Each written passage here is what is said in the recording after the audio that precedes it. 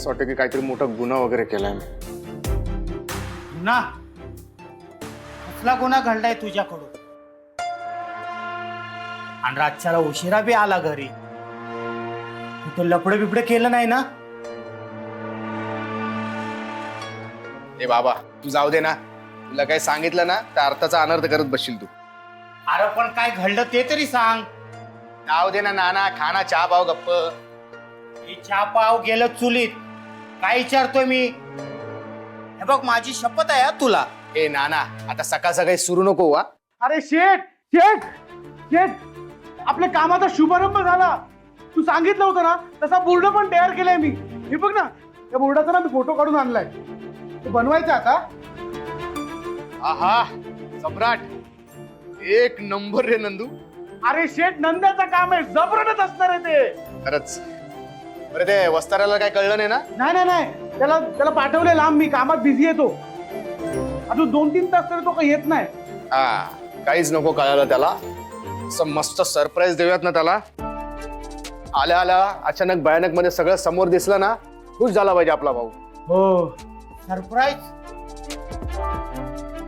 अरे कसलं सरप्राईज? अहो नाना, आम्ही वस्तर येणार ना. कळेल कळेल कळेल, हा आजच कळेल.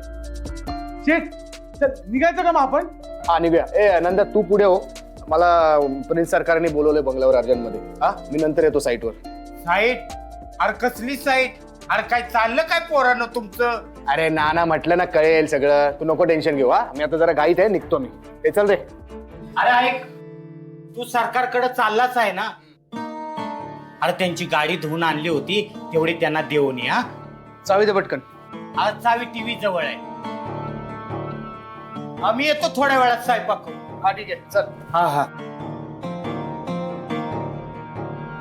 झोपेत चालण्याचा आजार?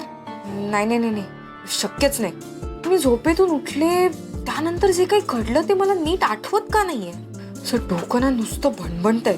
मला सायकॅट्रिस्टची अपॉइंटमेंट घेतलीच पाहिजे, नाहीतर वेळ लागेल मला. आता आधी ती बाई दिसत होती, आता हे झोपेत चालणं. तो गावगुंडा आयुष्यात आल्यापासून ना हे सगळं असं विचित्र घडतंय मला. तुम्हाला तुमच्या पॉवरचा उपयोग करावा लागणार आहे. लास्ट टाइम तुम्ही म्हणाला होतात की आम्हाला मदत कराल म्हणून, पण तसं काहीच घडताना दिसत नाहीये.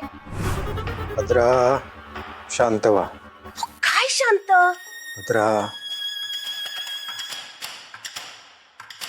हे बघा इन्स्पेक्टर साहेब, तुमची परिस्थिती तुम्ही जरा समजून घ्या.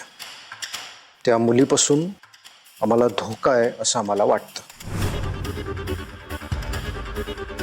आमच्या बंगल्याच्या गेटपर्यंत पोचली ती मुलगी, तेही रात्री 1:30च्या सुमारास.